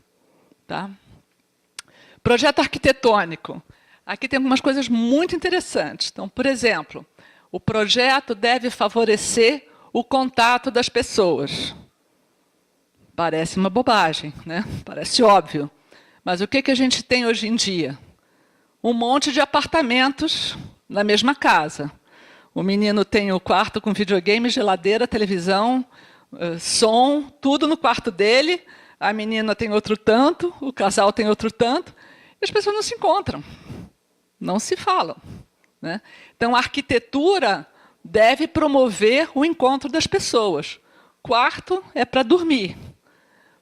Não seria legal ter um ambiente de estudo coletivo, por exemplo, ter quartos menores e uma sala de estudo comum, uma sala de TV comum, onde as pessoas fossem obrigadas, entre aspas, né? Tivessem a oportunidade de conviver?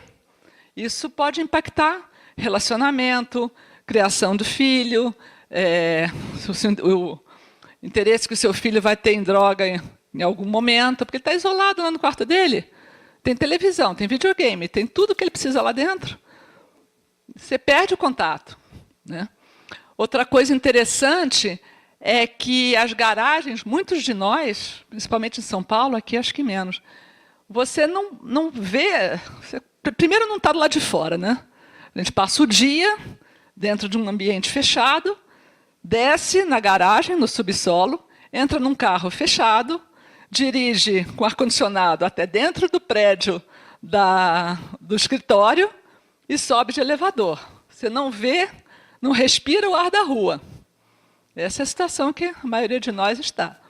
Então, você entra numa garagem, é aquele negócio que parece que o Fred Krueger vai te atacar, né? Parece um filme de terror, um negócio escuro, cinza, não tem cor nenhuma e tal. Então, às vezes, é tão simples quanto pintar a garagem de alguma cor, né? Dá um mínimo de interesse naquele lugar, para não ser uma coisa tão pesada, porque a gente não percebe, mas tudo isso vai impactando a nossa saúde. Tá? Paisagismo. O paisagismo é super importante. Mesmo num apartamento pequeno, um apartamento fechado, você tem que ter, no mínimo, ter planta. Não devem ser as venenosas, obviamente, e se for plantas comestíveis e que você possa interagir com elas, ganha mais ponto na certificação. Sustentabilidade não pode ficar de fora, você não pode fazer, você tem que fazer tudo isso que a gente falou, respeitando a sustentabilidade. Tá?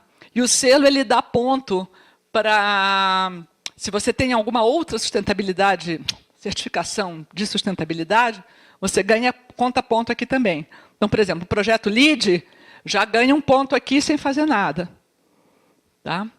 E a questão da manutenção. Você garantir que as práticas de manutenção continuam seguindo aquilo que está preconizado. Bom, e aí vem os detalhes. Eu vou passar muito rápido, porque, enfim, daria mais umas 3 palestras. Esse aqui é a lista azul, está no site do HBC, se vocês quiserem consultar. Ela tem a lista de todos os parâmetros de certificação, que são esses. Então, são 11 áreas. Né? A primeira é você ter um profissional certificado, que dá, como o LEED GA, o LEED AP, que vocês conhecem, já, só de ter o profissional no processo, você ganha um ponto. Desenho arquitetônico, a personalização, esqueci de falar.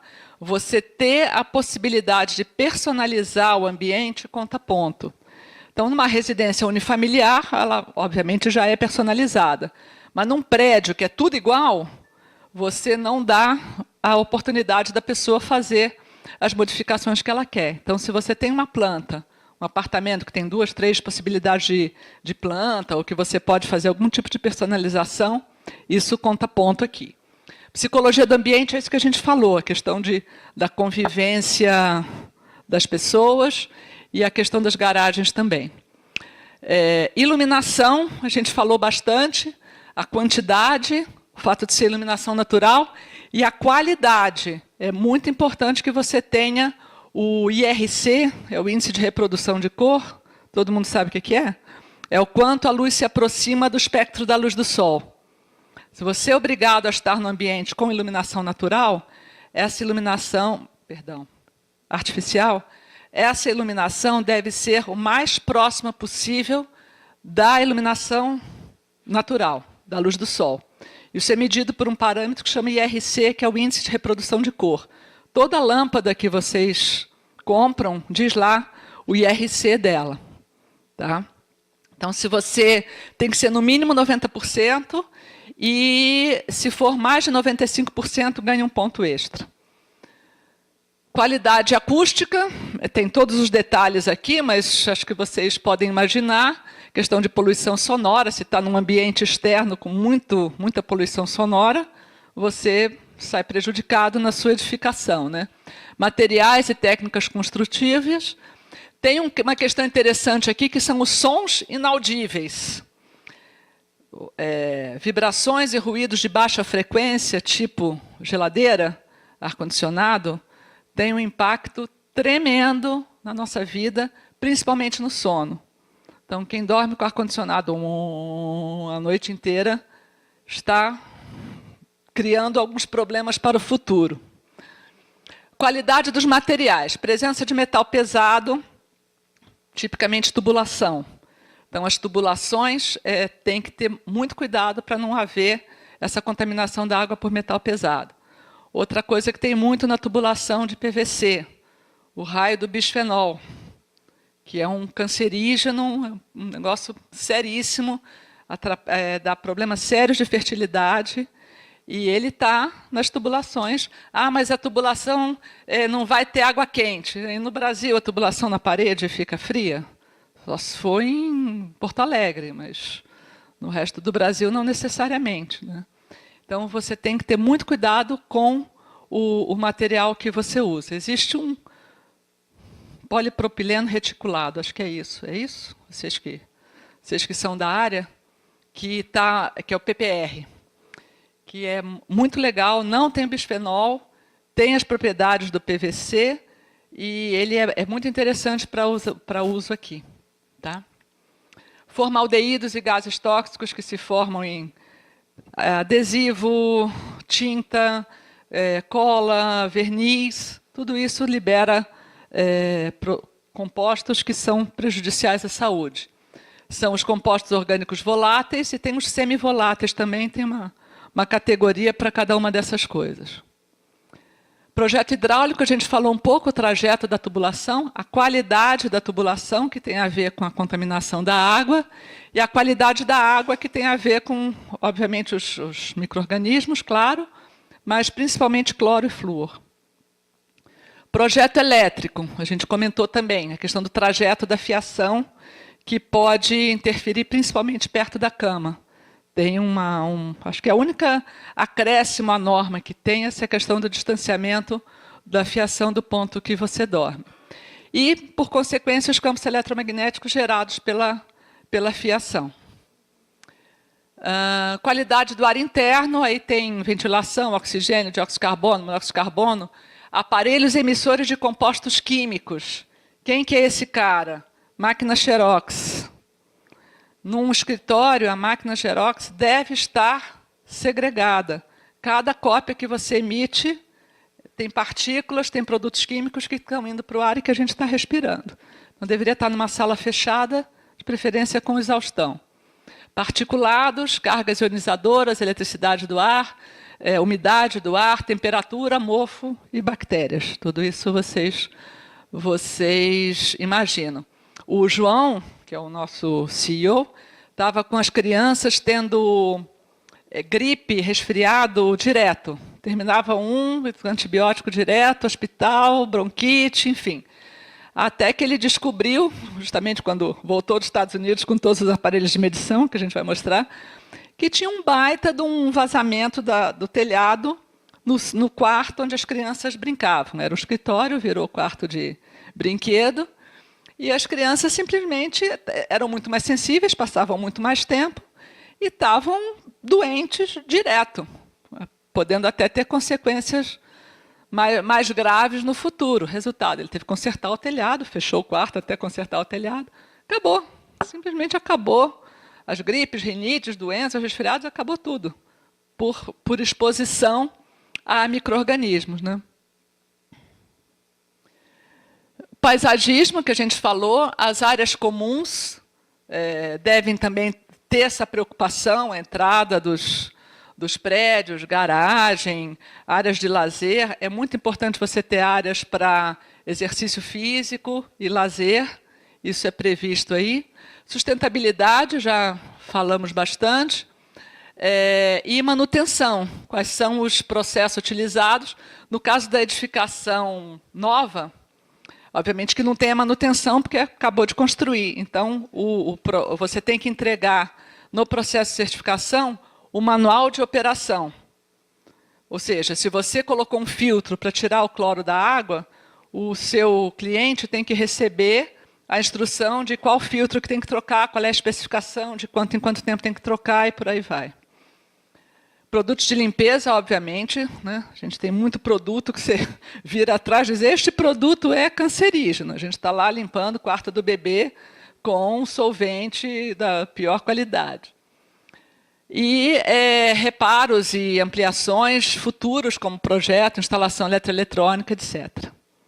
Tá? Ao contrário das outras certificações, essa aqui é uma certificação que a gente mede. No projeto, não, obviamente. Né? A gente faz a certificação de projeto, como eu falei, ela expira no ABITSE. Quando a obra está pronta, para ter a certificação final, a gente tem que ir lá medir com esse essa bate-maleta aí. A gente vai lá no local e mede todos esses parâmetros que a gente falou, são medidos. A certificação vem dessa medição. Obviamente que homologados e calibrados, etc. Isso aí é uma medição de micro-ondas, que é basicamente antena de celular e radiofrequência, etc., em cima da cama, que é o lugar mais preocupante. Medição do pH da água, ali é um medidor de compostos orgânicos voláteis, que você mede como está aquilo no ambiente. Tem tintas, agora as tintas são todas à base de água, esse conceito já está bastante difundido. Mas quando as tintas eram feitas à base de solvente, às vezes passava o cheiro, mas a tinta fica soltando aquele composto durante muitos e muitos anos. Não é porque a gente não sente mais o cheiro que o produto não está mais lá. Aqui é a medição de luz, essa foto de cá, na cama, principalmente. Então, esse aí, por exemplo, não passa, né? Você tem que ter um elemento que efetivamente impeça a entrada de luz completamente. Ali é uma medição ultravioleta do duto de ar, para você identificar os micro-organismos, tá? E esse é o HBC. Hoje nós estamos a sede nos Estados Unidos, e desde 2017, e o plano é de se tornar global em 5 anos. Eles estão fazendo uma expansão muito importante, muito rápida, têm conseguido muita coisa na própria Flórida. As cidades estão se interessando em incorporar algumas dessas coisas no Código de Obras da cidade. Então, é um movimento muito importante. Então, a mensagem aqui, acho que primeiro é uma mensagem pessoal para todos nós, né? Que a gente comece a se preocupar com a nossa saúde, com coisas às vezes muito pequenas que pode fazer. Segundo, que isso pode ter um impacto muito importante no ambiente de trabalho. Existe o absenteísmo, que é a pessoa que falta por causa de doença. Existe uma questão de produtividade, que às vezes o cara está lá presente, mas com uma produtividade muito baixa, porque não consegue se concentrar, não consegue enxergar, não está respirando bem, etc. E existe uma outra coisa que é o presenteísmo, que é o cara que está lá e não faz nada. Simplesmente não está só de corpo presente, mas não está produzindo. Ninguém está lá sem produzir porque quer, são raros os casos. Às vezes a pessoa pode estar realmente precisando de atenção do ponto de vista de iluminação, de ventilação, de uma série de coisas que estão impactando direto a produtividade dele. Tá? Então, o HBC no Brasil, o que ele faz? Ele faz a certificação, ou seja, se você tem um projeto, você entrega para o HBC, ele vai dizer, como órgão certificador, se você está atendendo e vai te dar o selo ou não. Tem a área de ensino, que forma os profissionais, e tem cursos também para por exemplo, o seu cliente quer saber mais sobre casa saudável, o que ele pode fazer, o que você pode fazer na sua casa sem necessariamente ser um profissional certificado. Então, essa área de ensino. A área de consultoria, o HBC propriamente não fará. A ideia é que quem faça sejam os profissionais certificados.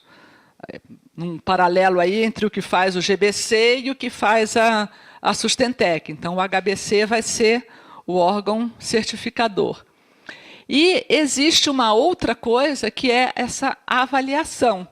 Avaliação que é o quê? Você talvez não queira certificar a sua casa. Por que eu preciso botar um selo na minha porta dizendo que o ambiente é saudável? Eu quero saber se ele é ou não.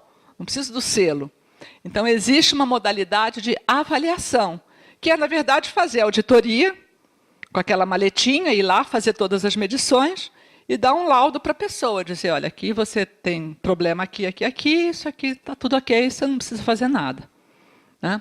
Então, é uma outra área. Tudo isso tem 6 meses, praticamente, no Brasil. Então, nós estamos começando, junto com a Sustentec, junto com a HBC na Flórida, e a gente está vendo nisso, e acho que essa é a grande mensagem para esse público, como um diferencial muito importante na atuação dos arquitetos e engenheiros daqui para frente. Da mesma forma que a sustentabilidade, como a gente comentou, é uma coisa que veio para ficar, isso aqui vai crescer, a gente vê um mercado imenso daqui para frente, crescente, principalmente porque o valor para as pessoas é muito claro. Isso, toda vez que a gente fala, toda vez que a gente comenta esse assunto, fica cada vez mais presente. Então, para quem se interessar mais, a gente tem cursos, né? Tem webinários, tem curso de formação de profissional. Estamos no Facebook, Instagram, WhatsApp, tem zilhões de formas da gente se comunicar. Então, estamos à disposição para quem quiser saber mais, se interessar, acompanhar os próximos acontecimentos aí. A gente vai mantendo contato, tá bom? Então, perguntas.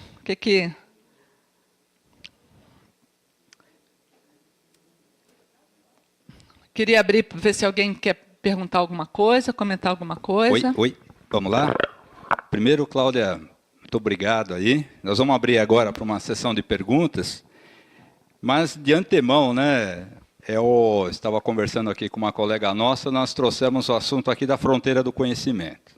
Nem lá na universidade a gente viu isso e nem vai ver, né? Então, muito obrigado por essa oportunidade, né? O assunto ele é comentado há muito tempo, mas não tão de uma forma sistematizada e com esse intuito de certificar as qualidades saudáveis do ambiente que reflete na nossa, eu diria até, melhoria das relações sociais de uma cidade e do edifício. Então vamos lá e abrir para algumas perguntas. Eu vou levar o microfone porque a gente está gravando. Quem tem alguma pergunta?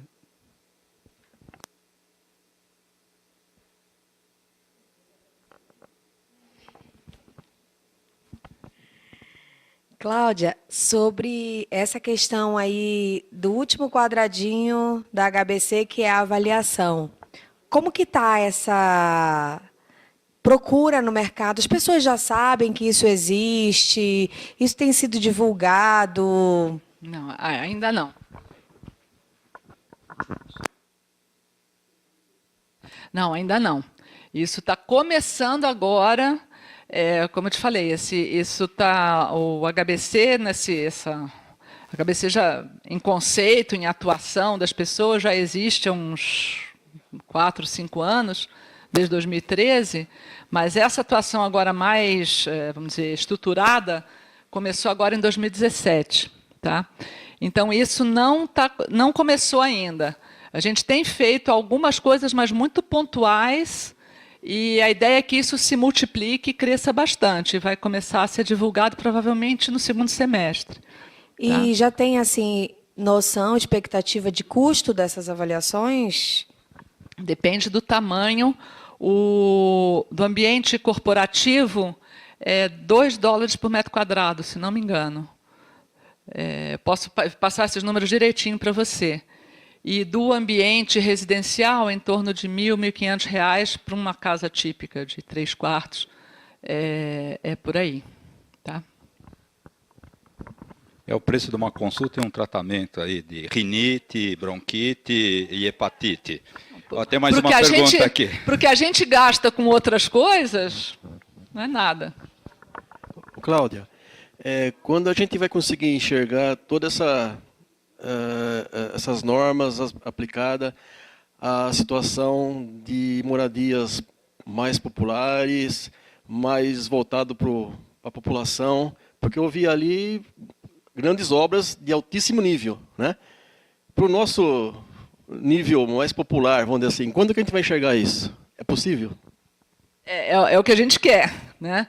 Nós acabamos de participar de um projeto de Minha Casa Minha Vida, exatamente com essa proposta. O valor era incremental para fazer esse processo, era de R$ 300 por unidade.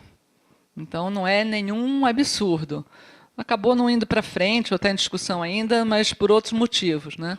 Ou seja, é perfeitamente possível aplicar isso em qualquer situação. Ao contrário da sustentabilidade, de uma certificação LEED, que se desenvolveu muito mais no mercado corporativo do que no mercado residencial, isso aqui tem um grande apelo para o mercado residencial.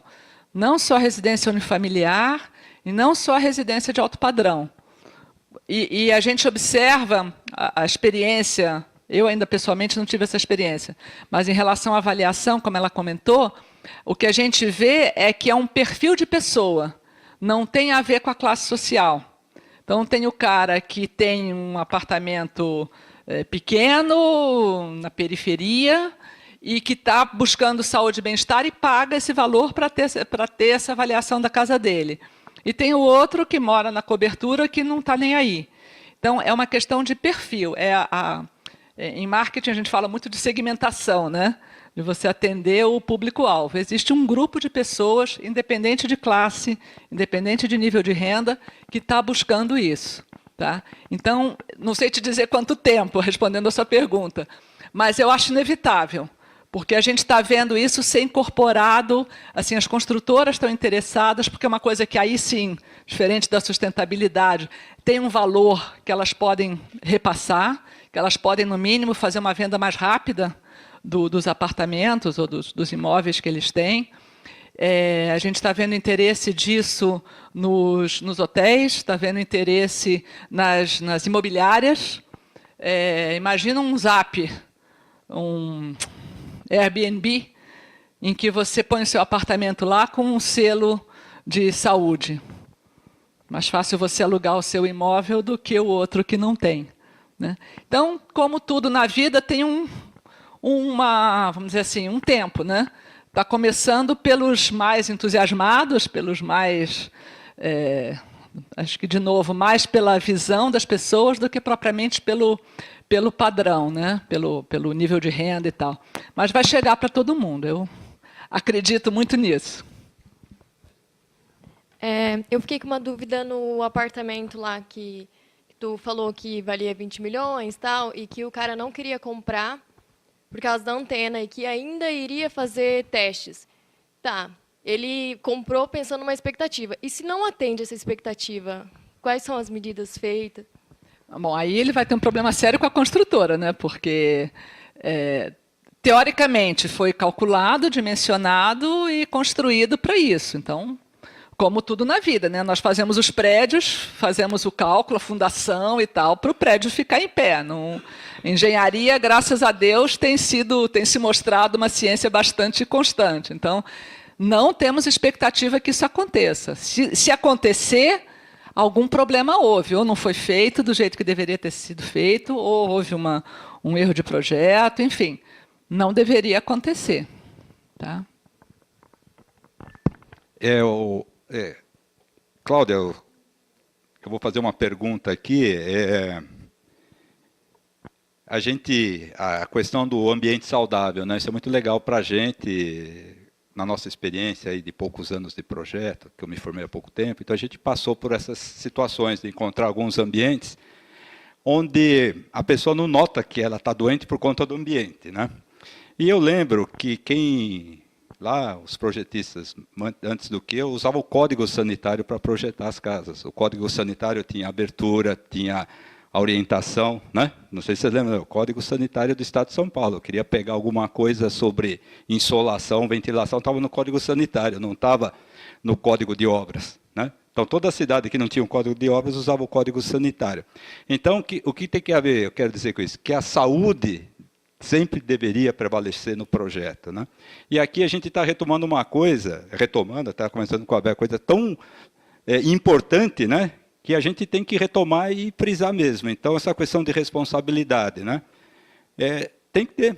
Você está construindo um prédio. Hoje nós temos aí o sites sustentáveis. A gente fala, não, vamos fazer uma recuperação porque teve uma contaminação aqui por hidrocarboneto. Então, o cara ganha um pontinho. Mas tá bom, mas que tipo de recuperação? E aquele que você não sabe? E as ondas eletromagnéticas? Hoje em dia, a gente não tem quase mais fiação em casa. A gente tem ondas, nós somos bombardeados por ondas eletromagnéticas, radiação de iluminação, sensível e não sensível. LED, você acha que não é visível, aliás, mas ele é sensível, perdão. Tem visível e sensível, a luz, ela tem essas duas características, são ondas eletromagnéticas. Nós temos a onda do celular. Você está com o celular aqui no bolso, o bichinho está irradiando. Esse daqui é um verdadeiro radiador. Todos nós aqui, se eu trouxer um aparelhinho que eu também tenho, vai ser para vibrar. Então, tem essa questão de deixar saudáveis os ambientes, o envelhecimento do ambiente também, né? Todo mundo gosta do cheirinho de carro novo, mas aquele cheirinho de carro novo, se for para o resto da vida, você vai passar muito mal por causa dos VOCs e vários contaminantes, né? Então, a pergunta é assim, é difícil. Toda vez que a gente projeta um ambiente desse, a gente tem aquela famosa, preciso combinar com o usuário. Olha, nós estamos cansados na área da construção civil, você fazer um projeto desse, no minuto que a pessoa, com toda a saudabilidade que vem a ter, ela reforma tudo. Então, como lidar, como é que isso, né, garante? Então, você falou, se inspira no projeto, eu vou lá medir. Aí mediu depois. E, na sequência, a manutenção.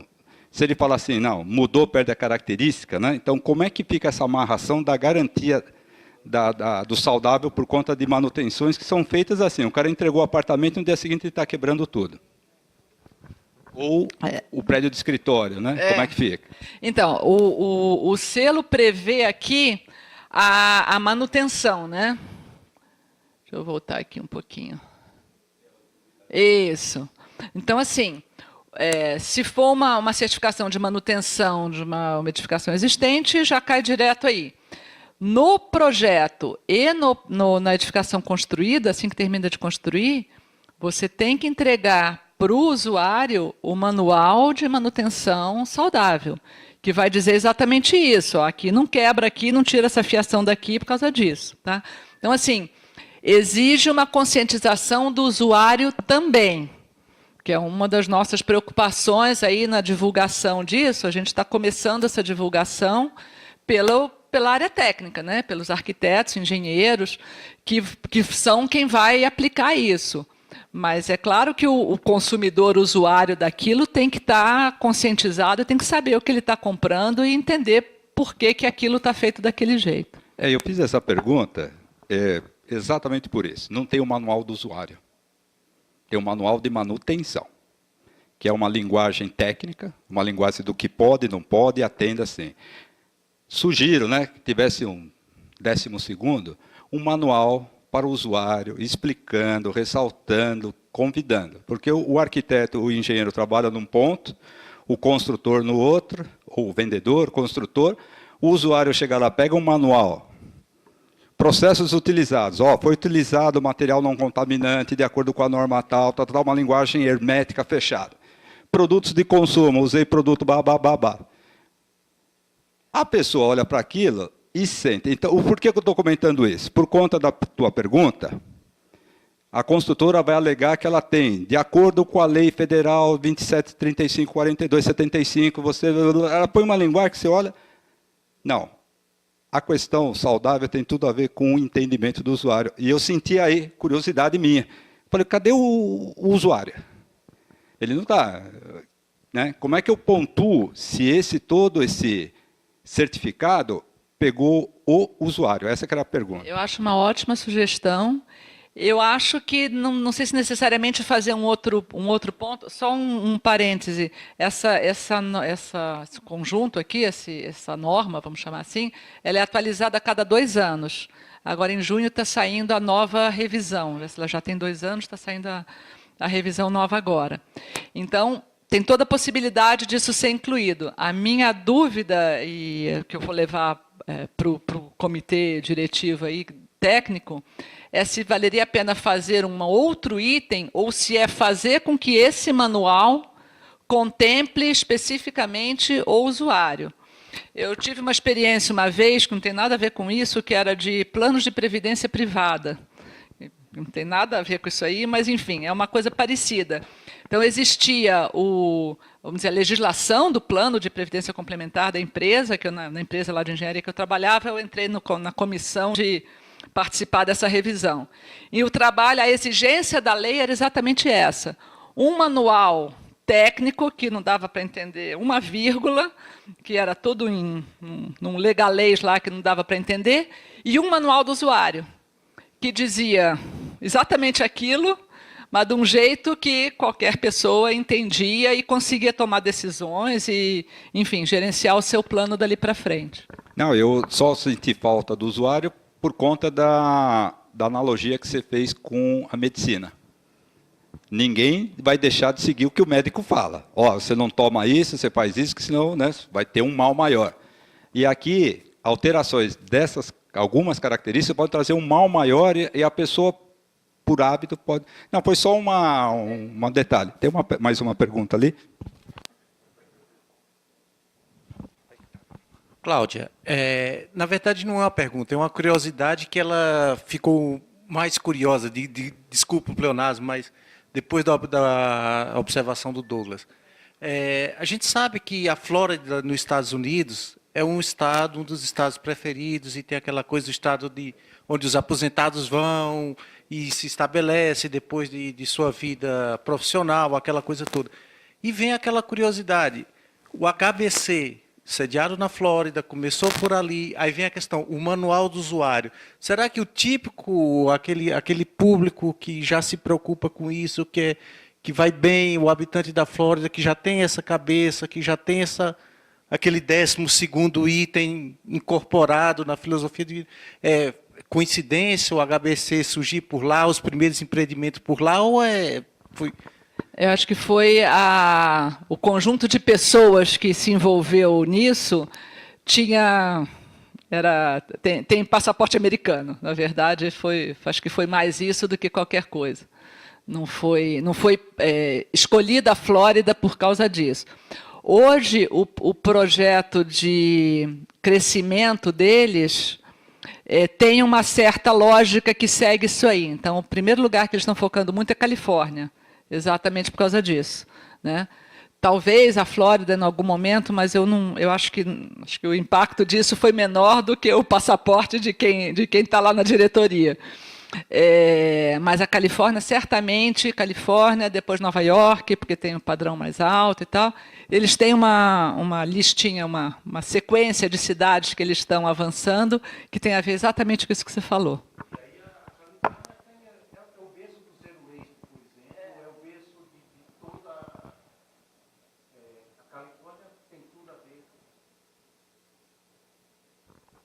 A Califórnia tem tudo a ver, que é o berço do conceito Zero Waste, é onde toda a legislação, onde as cidades buscam com outras chegar a esse ponto que há um tempo atrás era utópico, de dizer, olha, emissão zero para aterro. Então, assim, a coisa tem um sentido, né? Tem, eu acho que ele é uma bola de neve, né? Como todas as coisas, vocês já viram aquelas curvas de adoção de tecnologia? Tem os early adopters, depois tem não sei o que lá, depois tem os dinossauros que não querem saber daquilo de jeito nenhum. Mas a coisa vai crescendo e à medida que você vai tendo um volume maior, aquilo vai se multiplicando cada vez mais. Então, hoje, para você apresentar, por exemplo, uma avaliação, você tem que falar com a cidade de São Paulo inteira. À medida que você vai apresentando, que as pessoas vão fazendo, vai boca a boca, um vai falando para o outro, os médicos começam a recomendar, os arquitetos, os engenheiros, isso vai começando a aparecer, vai se divulgando cada vez mais rápido. Então, assim, a gente, até por estar super envolvido nisso, a gente acha que isso é inevitável, que isso é o futuro e que será uma coisa muito forte, de muito crescimento por pelo menos 20 anos. Depois vai entrar no Código de Obras, se Deus quiser, e aí vai ser mais um padrão. E eu falo que está tendo agora a verdadeira simbiose homem-house, né? Man-house, porque nós estamos mais vivendo em ambientes confinados do que a sociedade está com esse perfil, né? Nós estamos recuperando os parques, né? Estamos recuperando as praças, aos poucos, mas a gente se confinou durante 100 anos praticamente, e nós estamos confinados e estamos aprendendo, e estamos sofrendo com tudo. Mobiliário inadequado, altura, calor, ventilação, iluminação, e nós vamos estar remodelando esses espaços, né? Eu acho que isso é uma grande oportunidade. Alguém tem mais alguma pergunta? Você tem que falar aqui.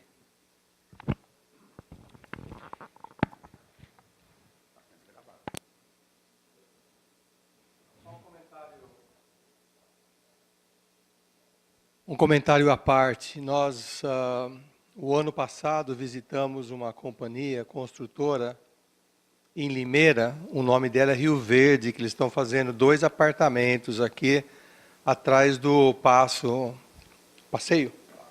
do Shopping Passeio. Eles são bem nessa área que você falou, a posição do prédio de acordo com o sol, com os ventos, tipo de iluminação dentro do apartamento. Eu, pessoalmente, adorei ter falado com eles. Nós visitamos Limeira, vários apartamentos que eles fazem, desde da classe média baixa até a classe rica. Coisa mais maravilhosa. Eu não sei se você conhece eles, já ouviu falar deles?